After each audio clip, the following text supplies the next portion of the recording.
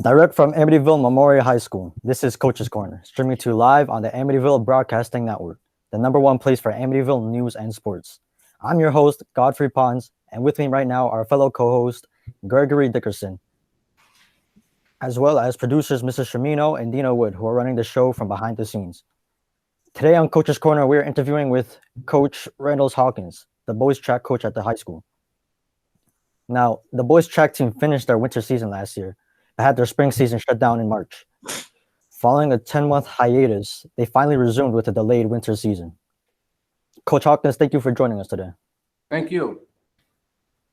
So the first question that I have for you, how difficult was it receiving the news that the season was shut down, especially when you had to relay the news that news to your team? You know, how did you handle telling last year's seniors that their season was basically over? Well, really, it did come down to us being notified, tell the kids, because we found out at the same time everyone else did. You know, we received that phone call during that weekend in March and said, just don't come back to school. Yeah. So it was later on when we was finding out that the county and the state was shutting everything down. Yeah. And how did you feel when you had to tell that to your seniors? It was difficult. It was real hard. Because one thing is that we lost out on the state championship in March. They had the opportunity to go to nationals, but then when it carried over into the springtime, and then they finally shut that down because they really didn't do that until later, because they were still hoping that the season, and to have to tell the seniors that there was no season for them, it was hard. It was very hard. It must have been. So many student athletes here usually receive scholarships for their athletic abilities, and during the season they get recognized by colleges. So when the season was canceled, many seniors didn't get that recognition from colleges that they would have gotten. So how do you think the pandemic affected scholarship opportunities for seniors? It affected some. I've always told athletes, you don't wait until the last minute to get great, because anything can happen. So whether you wait until your senior year and you get injured and you have no senior year, or something like this happened. So college coaches also, they lost their season. So everyone was in the same boat. So they had to go back on to what they did the year prior, to base on scholarship or eligibility for the school. Yes. Okay, so because of COVID-19, right?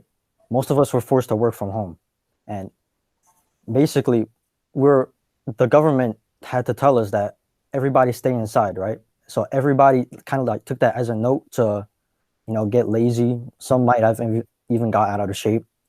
So how do you think, like your athletes, how would you handle the conditioning of your athletes? Because some of them might have gotten lazy and out of shape during the lockdown.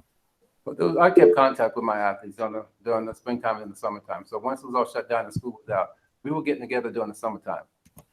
So we were doing stuff. We were training. We were staying sharp. We were staying, involved and active. And I was talking with them as much as I can. And we were communicating, just talking about this whole epidemic and how this thing was affecting us socially and psychologically. And like once some of the juniors and sophomores from last year came back, how did you handle training them, getting them ready for the season, getting them prepared?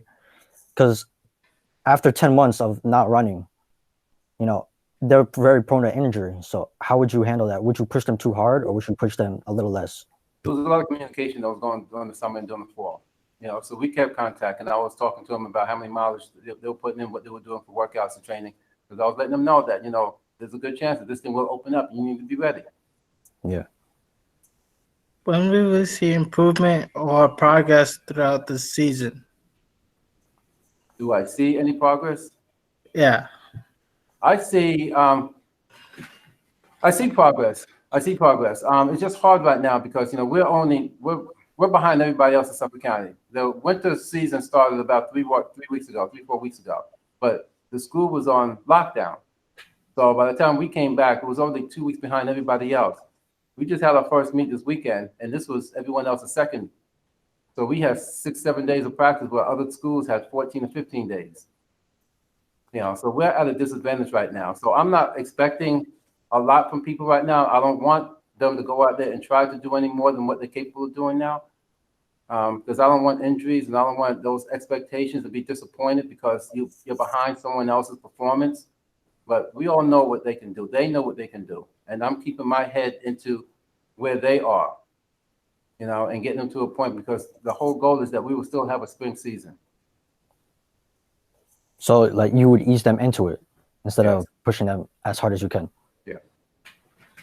Okay, so as you know, with all the protests last year, George Floyd, all the calls for equality, there's been a reckoning all over the world for social justice.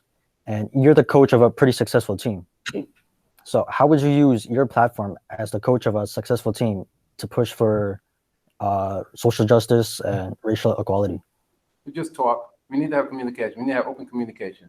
There are people who have been affected psychologically by this, young and old, and they need to have a platform, the opportunity to talk about their feelings and what it means to them, what they saw on television when they watched that. The whole summer of the protesting, people are really confused as to if they should or if they shouldn't, why are they doing it, not clear why, and it's really not a whole lot of people that they know that they can go to have these dialogues and conversations with. So I try to make myself as available as possible because not only am I a coach here, I was a social worker here for 24 years. So my interaction with a lot of these athletes here in the building here is a little different. Very true. So you feel that you're closer with them, that you understand them more. Oh, absolutely. Not just being here for 24 years. I grew up here, went to school here. So I know the community. A lot of the students that come through here, I went to school with their parents. So yeah, my relationship and my connection here in the community is a little unique. So, the team is primarily composed of minorities, as you know. So how do you imagine that this backdrop of racial injustice will affect the team when competing in track meets? We've never had a problem here. You never had a problem? Never had a problem here. We've So- never had a problem here. If there was ever a problem here, was people on the outside having problems. But we So- never have problems towards anyone else. There would be no effect, right? No. That's what you're saying. But That's good. that doesn't take away the fact that there's still thoughts and needs to talk about things. Yeah, very true. So moving on to yesterday's track meet. Based on the late start for the season, how did you feel about your team's performance yesterday? I thought they did very well. A little bit better than I expected. Based on It the was 10 months. 18 degrees outside, so I wasn't really expecting a whole lot from people. So they outshone your expectations. Yes, they did. You know what? My expectations, they showed the expectation more so of being willing and wanting to do this, even when it's cold. This is the first season that we are actually outside running. All of our winter track meets have always been indoors. So now having no indoor facility and having to compete outside, one thing is practicing outside, another thing is having to go out there and compete. It's a little different. But I've heard no complaints from anybody. I guess I'm probably the one complaining more than they are. So Should throwers and jumpers run as fast as part of their exercises and practice? yes. I put a lot of emphasis on my field events, my jumpers and my throwers. I was asked yesterday about, what makes Amityville track program really good. And my answer has always been my jumpers and my throwers.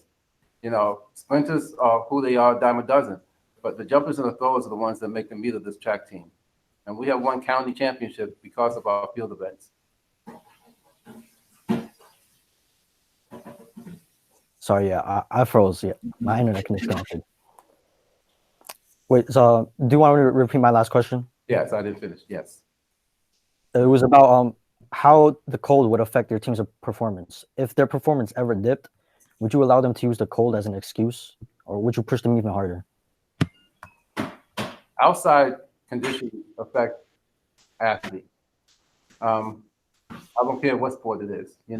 That's the reason why, this is one reason why I went to school here, but I went to college in Florida because of wanting to be able to perform and train, 10 months out of the year as opposed to 3 and 4 months out of the year. So I would not push them, expect more. The effort is what I see. The performance is something that just happens. I want to see the effort. If the effort is there, I am very satisfied and content with what I get out of it. Okay, so with the winter season getting pushed back by a couple of weeks, there was extra preparation. Am I right?